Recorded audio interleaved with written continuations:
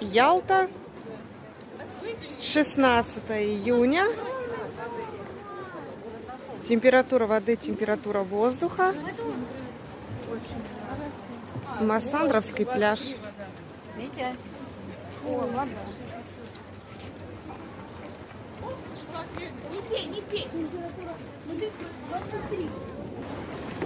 Сам пляж и состояние моря. Небольшие волны. Тепло, хорошо. Все спокойно.